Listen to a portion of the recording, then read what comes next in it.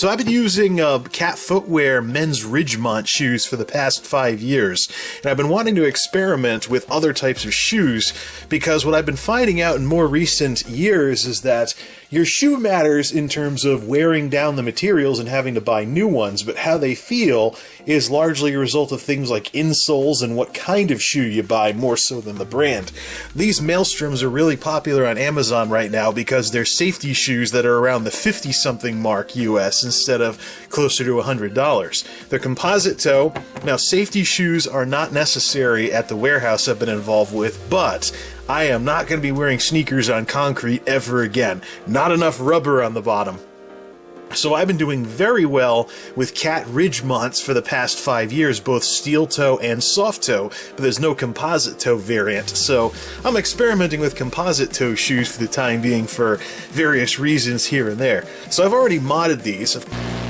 The laces were not actual shoelaces. They just did some little thread thing and you had to pull on something and hope that, well, there, still got it over here. One of these things didn't budge in the middle of your shift. I actually can tie shoes, so I put some real laces on there. And I've actually dropped these down to 45-inch round Kiwi laces now for Kiwi outdoors. They seem to fit pretty decently without having too much lace flopping over the edge.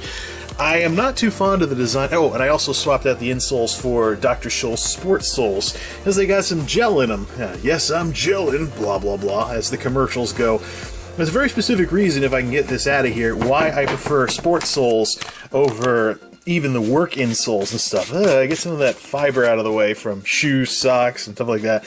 And that would be because it's all one piece of something. Now, the Maelstrom insoles that came with the shoe are pretty decent, and it looks like they're very breathable. But what's going to happen is, eventually the friction is going to wear away a hole between these little holes, and then that's going to cause a blister and stuff like that.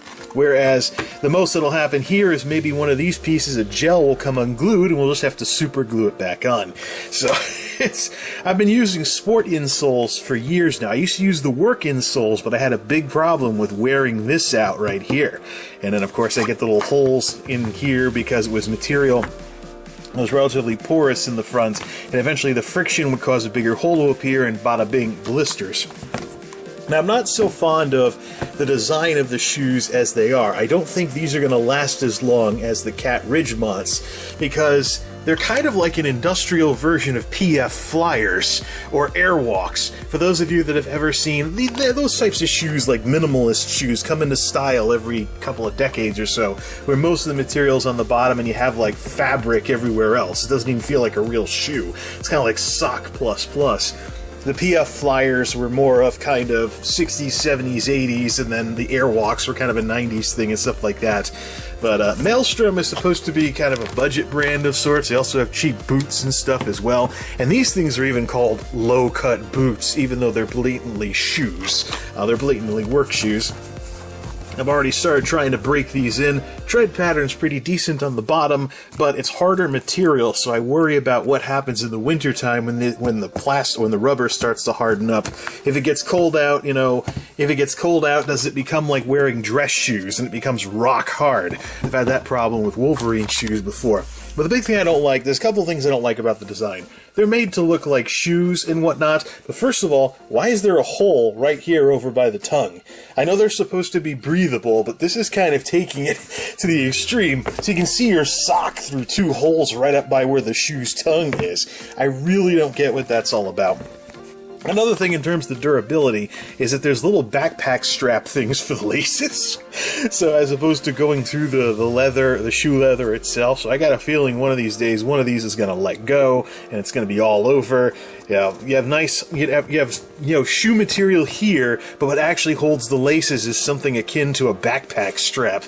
Not so sure about that. Not so sure about any of this, but it's $50-something versus being closer to the $100 mark, and they've got composite toes. They got a safety toe, so I'm gonna try these out and see how they work. I mean, it's not like I can't go running back to cat footwear if I just want to get another pair of cats. So, had very good luck with cat footwear over the years. There is a composite SKU they have that I'm very interested in. But for now, I'm just going to try these out just for the heck of it, because you all know, every so often I like to buy something cheap and see what kind of mileage I can get out of it. Like those $15 Walmart shoes last year. I still have both pairs, and I'm not buying any more until I actually wear some of them out.